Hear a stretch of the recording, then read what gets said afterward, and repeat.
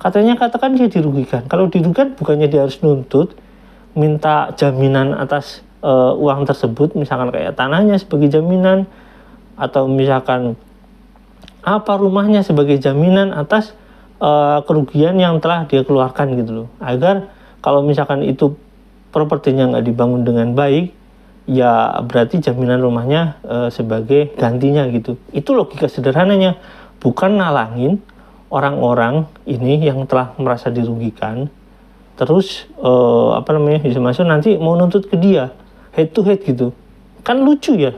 Sampai kapan juga nggak kelar. Tapi kalau definisinya ini seperti yang kemarin saya jelaskan, saya kemudian berbuat baik karena ada duit saya juga di situ 8 miliar Pak. Hadir nggak waktu pas di futsal kemarin? Ini ya, Pak, baru kali ini. Oh, baru kali ini.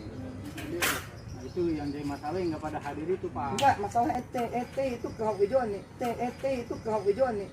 Itu Pak problem. Pokoknya dia jalan nih. Aduh, aneh mah udah pakai bintang udah. Langsung ambil, nggak peduli sama.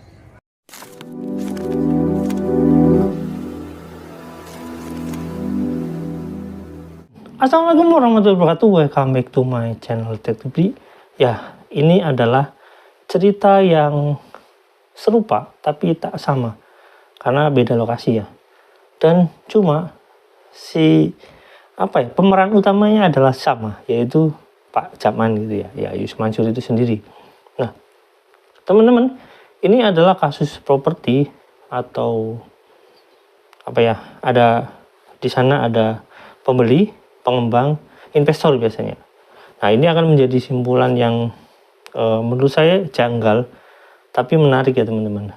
Karena ini melibatkan di sana diucapkan hal yang serupa terjadi di tempat lain, tapi ini menandakan bahwasanya kok bisa mirip kayak gitu ya. Nah, teman-teman, ini ada video dari Pak Toiba TV dari Pak Darso ini menceritakan kasus yang serupa tapi tak sama karena orangnya berbeda, cuma yang subjek utamanya ya mungkin sama ya, menurut saya kayak gitulah.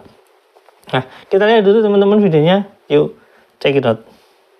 Pengembang yang berasal namanya Bapak Haji Amanah dulu, sekarang udah terbengkalai atas nama beberapa orang. Kalau tidak salah Pak Haji Agus, Bapak Priyo, sama Sri. Iya.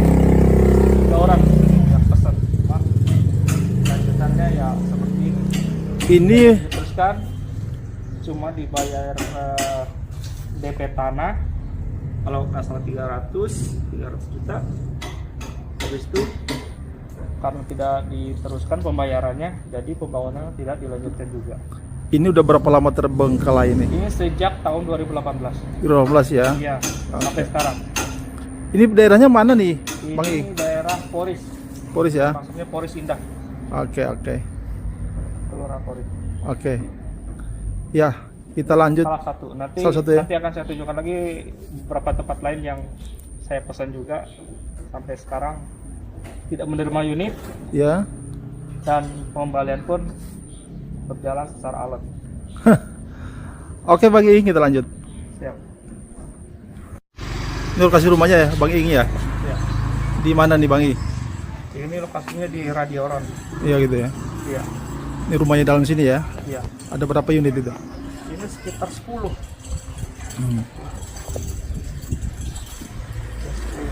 Punya Bang I-nya berapa unit? Ini saya 1 unit. 1 unit ya. 75. Sekarang jadi rumah siapa? Kurang tahu, orang lain yang nempatin. Tempatnya ya. Iya. Oke. Ini daerahnya mana nih? Radioron. Radioron. Masuknya Radioron tuh Tapang atau Tapang ya. Ini jadi Kenanga ya. Jadi lokasinya ditempatin oleh orang lain. Orang lain ya. Oke. Oke, Bang I. Kita doakan biar perjuangannya berhasil ya, Bang. Siap. Oke. Bang I, ini lokasi apa, Bang I? Ini juga sempat diperkirakan mau dibangun Iya. di klaster juga ya. Ini ya. Garapannya cuma Sudah ada yang belum ada yang ini. Masa dikasih tunjuk tempat ini mau dibangun juga. Ini lo Sama salah satu orang kepercayaan amanah. lokasinya di mana nih tepatnya nih? Ini Kenanga. Di Kenanga di Cipondo ya? Ya, Iya. Kenanga. Luas juga nih ya. Luas. Iya. Sudah keburu kolaps jadi nggak jadi dibangun. Gitu ya. Keburu ya. Keburu Masalah. kabur. Iya. Kalau rumah-rumah ini ada berapa unit ini? Ini kalau ini saya kurang tahu kalau ini. Iya. Dulu nggak ada ya. Iya. Mungkin ada pengembang lain yang nerusin atau pemilik tanah apa gimana saya kurang Iya. tahu. Yang jelas sebelah sini proyeknya Arab mau dibangun dulu. Gini ya. 2018. 2018 juga ya. Bang Iing, jadi secara umum modusnya ini seperti apa yang Anda tahu nih modusnya? Secara global dia itu membeli tanah, Ya, mendepet tanah ke pemilik, ya, terus dibangun ya, biar menarik konsumen ya, bahwa progres pembangunan perumahannya sedang berjalan. ya, Tapi setelah itu macet, ya, dengan pembangunannya mandek, alasan tidak jelas, ya, akhirnya kita salah satu customer ya merasa dirugikan, sedangkan urusan dia dengan pemilik tanah belum selesai. belum selesai. Nggak hanya 1-2 tempat saja gitu, hampir Iya. keseluruhan ini tidak diselesaikan. Iya. Dan ada yang akhirnya diteruskan oleh pemilik tanah sendiri. Ada yang diteruskan sama pemilik tanah, jadi si customer langsung berhubungan dengan pemilik tanah. Secara Kalau- cicilannya langsung setelah surat-suratnya Ya. diserahkan kepada pemilik tanah. Itu masih bagus, tapi kalau dijual kepada orang lain lagi Ya lebih runyam lagi ya. Iya. Kayak punya antum ini kan? Iya. Oke, Bang. Masalahnya kita yang duluan harusnya menempatin Justru tidak ditempatin jadi. orang lain. Ini pakai orang lain. Sedangkan uangnya hilang, Sedangkan uangnya sampai sekarang belum selesai dikembalikan. Oke. Bang, ini Kenanga Cipondo ya? Ya. Oke. Makasih. Nipu ya sampai kapan juga nggak kelar. Tapi kalau definisinya ini seperti yang kemarin saya jelaskan, saya kemudian berbuat baik karena ada duit saya juga di situ 8 miliar, Pak. Adil nggak waktu pas di futsal kemarin? Ini baru kali ini. tahu baru kali ini. Nah, itu yang jadi masalah nggak pada hadir itu Pak. Enggak, masalah ET itu kehijauan nih. Itu Pak problem. Pokoknya dia jalan nih. Aduh, aneh mah udah pakai bintang udah. Langsung ambil, nggak peduli sama.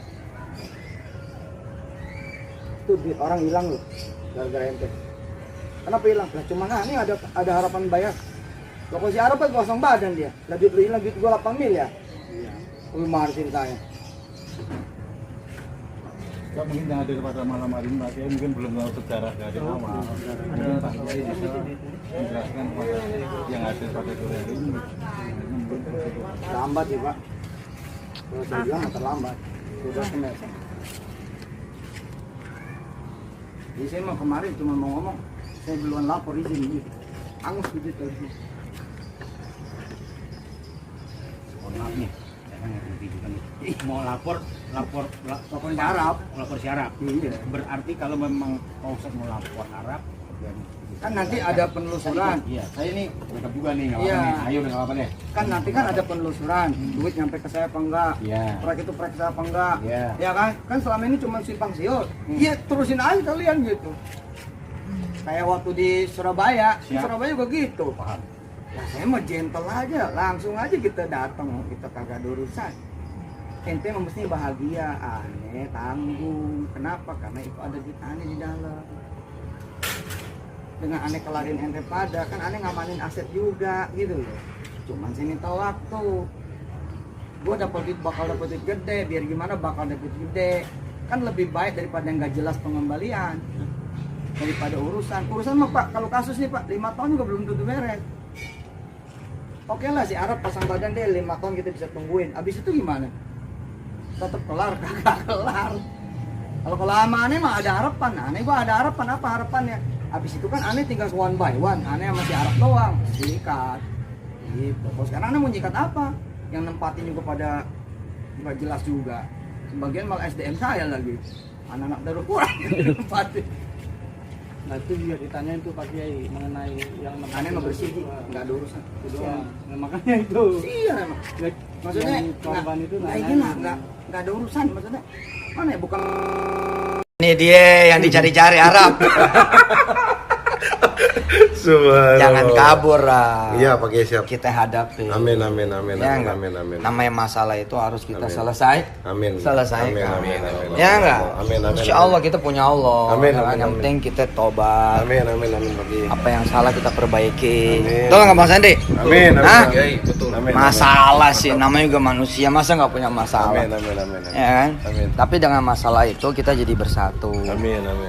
Jadi berkeluarga. Amin, ya Allah. Saat ini aja ada berapa ya? 26 keluarga kan? Betul. Pak Kiai. Yang kalau baik nanti penanganannya, insya Allah menjadi keluarga ente. Amin. Allah. Jadi keluarga aneh juga gitu kan? Jadi silaturahim, betul kan? Amin, Pak Kiai.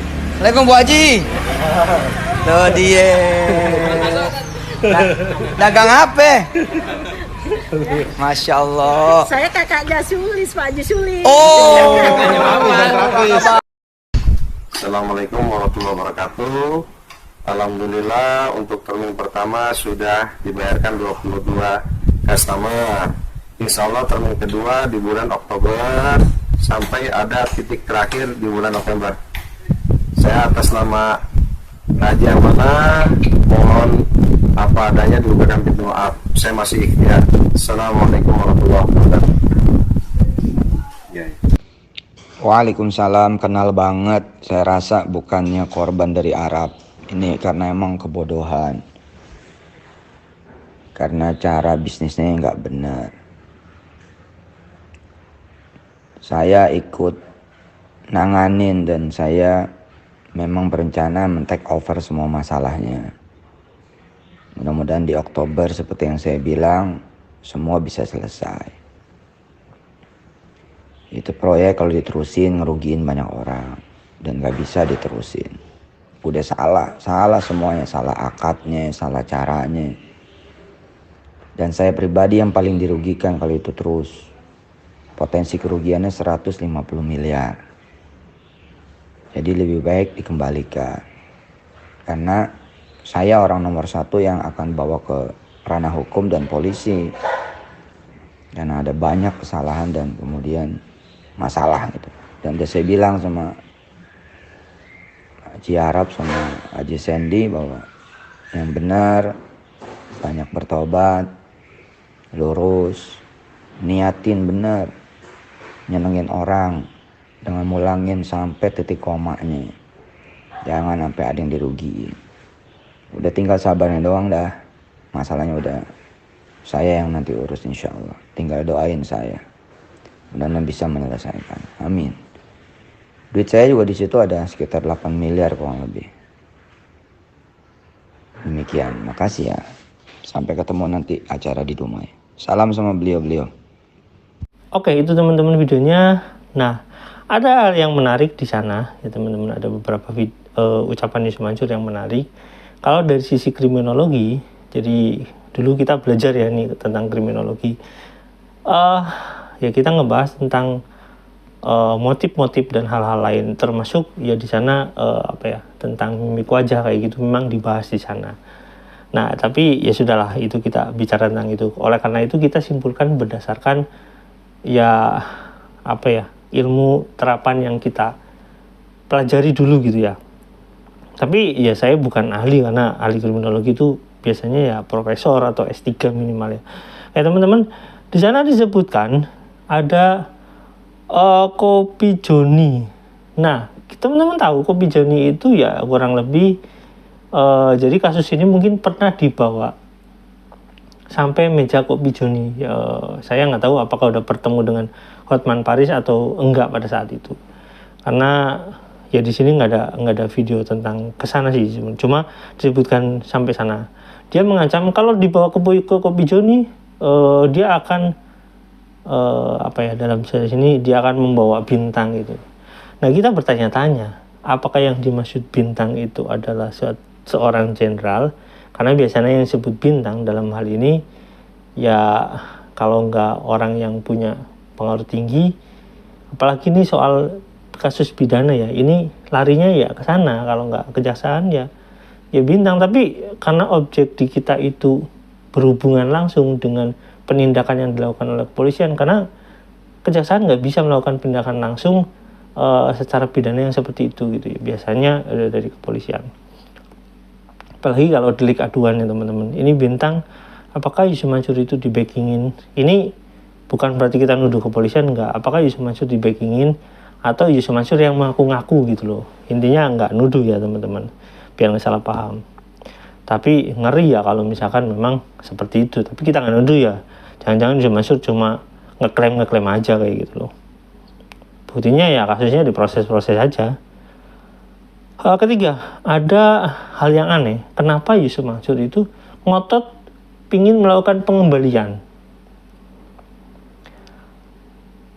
Sebenarnya gini, dalam kasus properti biasanya itu ada 4 hal yang terkait itu, ada 4 kelompok yang terkait atau ada 4 subjek hukum yang terkait. Yang pertama pengembang atau pengembang properti, yaitu PT pengembangnya, terus keduanya investor, ketiganya biasanya ada pemilik tanah teman-teman. Ya, keempatnya itu ya si nasabah itu sendiri atau pembeli itu sendiri. Jadi biasanya ada unsur ini. Yang paling dirugikan biasanya kalau nggak pemilik tanah, ya pembeli, biasanya kayak gitu. Nah, posisi Yusuf Mansur itu investor atau dia itu pengembang. Kalau pengembang ya mungkin bukan ya, tapi kalau investor, nah ini tanda tanya apakah ada kerjasama atau enggak. Kayak kita bahas lagi ya teman-teman. Ini berdasarkan omongan Yusuf Mansur itu ya. Nah, dia tahu kalau kasus ini dibawa karena perdata, kalau pidana saya yakin nggak ke arah sana gitu, karena dia pasti akan ngomong ke arah perdata, tadi obrolannya ke arah sana sebenarnya. Itu akan memakan waktu sampai 5 tahun ya kalau dikembalikan.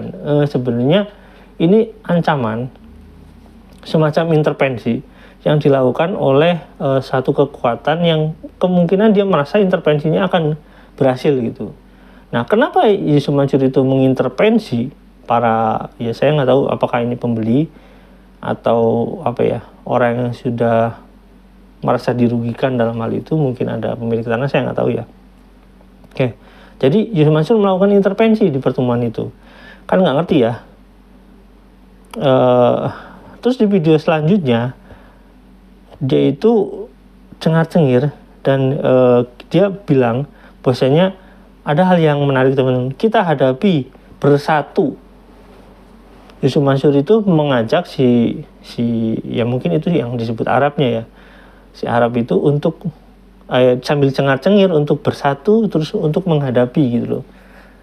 Jadi semakin membuat kecurigaan bahwasanya orang ini nih ada hubungan apa dengan Yusuf Mansur kayak gitu ya.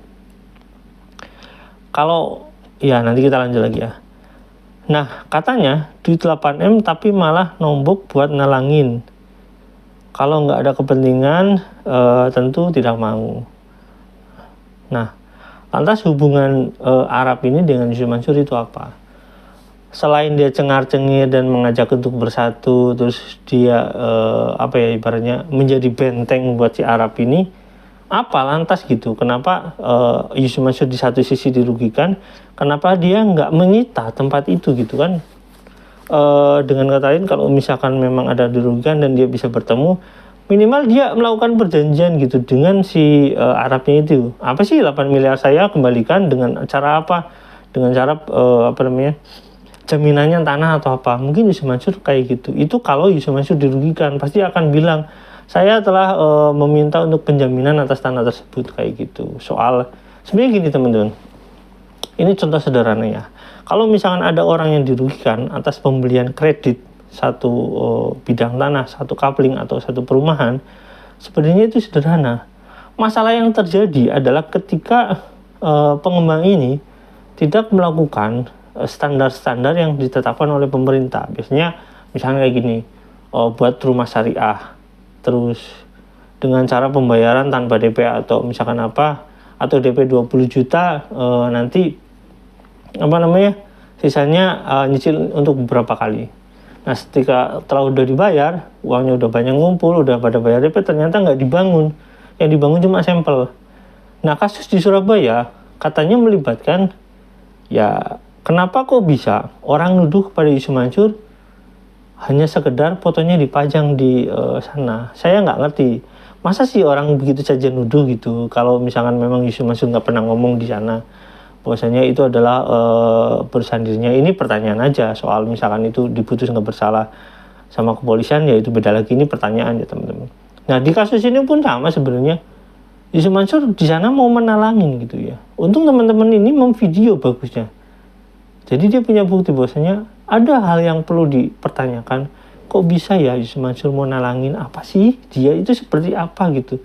Katanya katakan dia dirugikan. Kalau dirugikan bukannya dia harus nuntut, minta jaminan atas uang tersebut, misalkan kayak tanahnya sebagai jaminan, atau misalkan apa rumahnya sebagai jaminan atas kerugian yang telah dia keluarkan gitu loh. Agar kalau misalkan itu propertinya nggak dibangun dengan baik, ya berarti jaminan rumahnya sebagai gantinya gitu. Itu logika sederhananya, bukan nalangin orang-orang ini yang telah merasa dirugikan. Terus Yusuf Mansur nanti mau nuntut ke dia head to head gitu.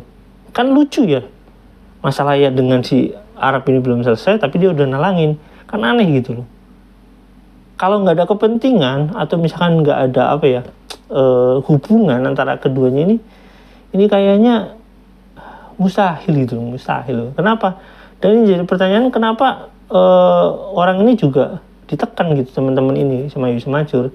Kalau nggak ada kepentingan, ngapain juga neken-neken orang ini? Harusnya kan Yusuf Mansur mensupport mereka gitu loh.